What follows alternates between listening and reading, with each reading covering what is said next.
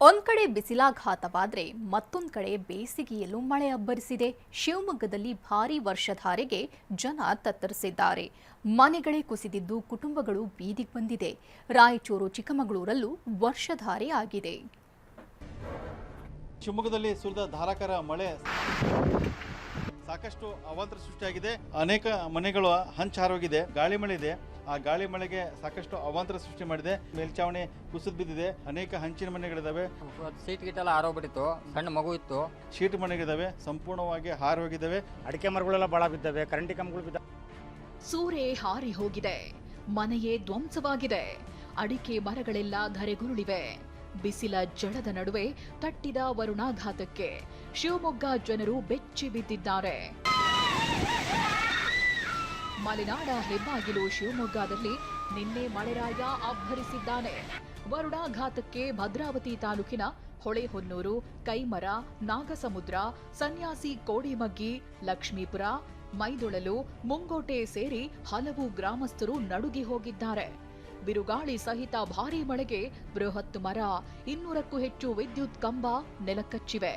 ಕೆಲ ಮನೆಗಳ ಹಂಚು, ಶೀಟ್ಗಳೆಲ್ಲ ಹಾರಿ ಹೋಗಿದ್ದು ಕುಟುಂಬದವರು ಬೀದಿ ಪಾಲಾಗಿದ್ದಾರೆ. ತುಂಬ ಮಳೆಗಳು ಎದ್ಬಿಡ್ತು. ಒಂದೇ ಸರಿ ಮೈ ಮೇಲೆ ಬೀಳ ಅಂತ ಅವಕಾಶನೂ ಇತ್ತು. ಮೈದ್ನ ಒಬ್ರು ಜೊತೆಯಲ್ಲಿದ್ದರು. ಅವರೆಲ್ಲ ಬಾಚ್ಕೊಂಡು ಹೊರಗೆ ಹೋಗ್ಬಿಟ್ಟಿವಿ ಸರ್. ಹೊರಗೆ ಹೋದ್ರೂ ಆಟ ಸಹನೂ ನಮ್ಮ ಜೊತೆ ಮುಂದಕ್ಕೆ ಬಂದ್ಬಿಡು ಸರ್. ಅದನ್ನು ನೋಡಿ ನಮಗೆ ತಡ್ಕೊಳಕ್ಕಾಗಲ್ದ ಆಸ್ಪತ್ರೆಗೆ ಹೋದ್ವಿ. ಆದರೂ ಹೋಗಿದ್ರು ಯಾಕೆ ಈ ಸುತ್ತಲೂ ಮುತ್ತಲು ಜಾಗನೇ ಇಲ್ಲ ಸರ್. ಆ ಥರ ಬ್ಲಾಕ್ ಆಗ್ಬಿಟ್ಟಿತ್ತೆ ಎಲ್ಲ. ಬಿರುಗಾಳಿ ಮಳೆಗೆ ಲಕ್ಷಾಂತರ ರೂಪಾಯಿ ಖರ್ಚು ಮಾಡಿದ್ದ ಅಡಕೆ ತೋಟವೇ ಹಾಳಾಗಿದೆ.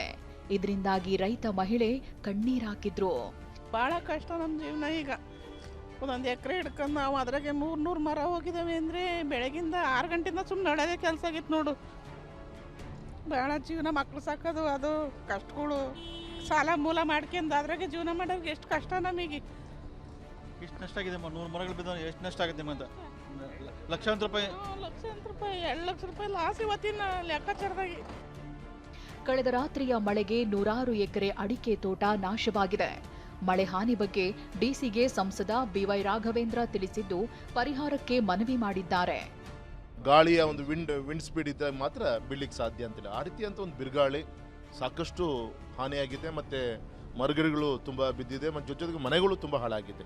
ಮನವಿಯನ್ನು ಸಲ್ಲಿಸಿದ್ದೀವಿ. ಹಾಗಾಗಿ ಆದಷ್ಟು ಬೇಗ ಅವರಿಗೆ ಪರಿಹಾರ ಕೊಡಬೇಕು. ಇನ್ನು ಚಿಕ್ಕಮಗಳೂರು ನಗರದಾದ್ಯಂತ ಇಂದು ಭಾರೀ ಬಿರುಗಾಳಿ ಸಹಿತ ಮಳೆ ಸುರಿಯಿತು. ಗುಡುಗು ಮಿಂಚು ಸಹಿತ ಆನೆಕಲ್ಲು ಮಳೆ ಸುರಿಯಿತು.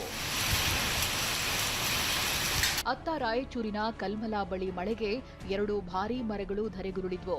ಕೂದಲೆಳೆ ಅಂತರದಲ್ಲಿ 2 ಸವಾರರು ಬಚಾವಾದ್ರು. ಮರ ಬಿದ್ದಿದ್ರಿಂದ ಟ್ರಾಫಿಕ್ ಜಾಮ್ ಉಂಟಾಯಿತು. ಬಸವರಾಜ್ ಯರಗಣವಿ, ಟಿವಿ9 ಶಿವಮೊಗ್ಗ.